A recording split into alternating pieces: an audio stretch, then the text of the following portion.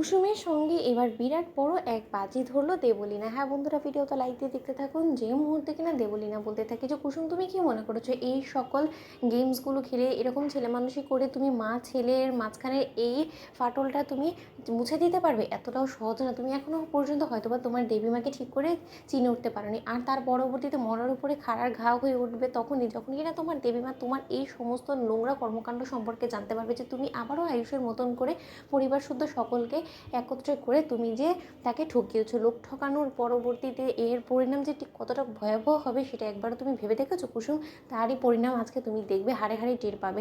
একটা সুযোগ শুধু আমি পাই এবং আমি বেট করে তোমাকে বলতে পারি যে তোমার উদ্দেশ্য আজকে কোনো মতে সাকসেসফুল হবে না। কারণ যে পরিমাণে তোমাদের আনা এই উপস্থাপিকা, যে পরিমাণে একের পর এক প্রশ্নের তীর ছুড়ে দিচ্ছে ইন্দ্রাণী আন্টির দিকে, তার পরবর্তীতে ইন্দ্রাণী আন্টি এক পর্যায়ে ক্ষিপ্ত হয়ে নিজেই এখান থেকে উঠে চলে যাবে। ঠিক সেই মুহূর্তে এটা বলতে না বলতেই হঠাৎ করে যখন কিনা ইন্দ্রাণী গাঙ্গুলি উঠে দাঁড়িয়ে যায় এবং বলতে থাকে যে এনাফ ইজ এনাফ, অনেক হয়েছে অনেকক্ষণ ধরে, কিন্তু আমি আমার মূল্যবান সময়গুলো এখানে হয়তো ব্যয় করছি এবং আমার কোনোভাবেই মনে হয় না যে এই ইন্টারভিউয়ে এইরকম অযৌক্তিক কোনো রকম কোনো প্রশ্নের উত্তর দিতে আমি অন্তত বাধ্য। তাই এই মুহূর্তে আপনারা যদি কোনো রকম কোনো প্রশ্ন আর বাদবাকি থেকে থাকে তাহলে সেটা আয়ুষ্মান গাঙ্গুলিকে করুন, আমাকে আপাতত রেহাই দিন এই সমস্ত ছেড়ে খেলা থেকে। ঠিক সেই মুহূর্তে কথা বলে যখন কিনা ইন্দ্রাণী গাঙ্গুলি সেখান থেকে উঠে যায়, ঠিক সেই সময়ই দেবলীনা বলতে থাকে কী ব্যাপার কুসুম সরকার, এবার তুমি কী করবে? তুমি না ম্যাজিশিয়ান, তুমি তাহলে কিছু একটা ম্যাজিক করে দেখো ইন্দ্রাণী আন্টিকে আটকাতে পারো কি না তুমি। এবার কিচ্ছু করার আর তোমার হাতে এখন কোনো কিছুই নেই, তুমি কিছুই করতে পারবে না কুসুম। ঠিক সেই মুহূর্তে আয়ুষ যখন হঠাৎ করে ইন্দ্রাণী গাঙ্গুলি পছন্দের গান গাইতে শুরু করে দেয় এবং ইন্দ্রাণী গাঙ্গুলি যখন সেখান থেকে চলে যেতে নেয়, আয়ুষের গানের গলা শোনা মাত্রই যখন কিনা ইন্দ্রাণী থেমে যায় এবং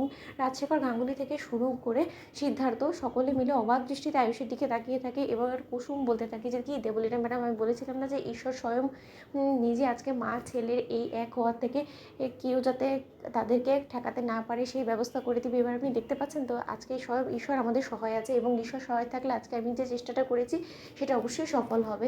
আপনি দেখতে পাচ্ছেন না যে হঠাৎ করে ছোটো সাহেব গান গাইতে শুরু করে দিয়েছে। আমার দীর্ঘ বিশ্বাস যে আজই তাদের সকল মান অভিমান ভুলে আবারও মা ছেলের সম্পর্ক সেই চিরচেনা আগে মতন করে ফিরবে।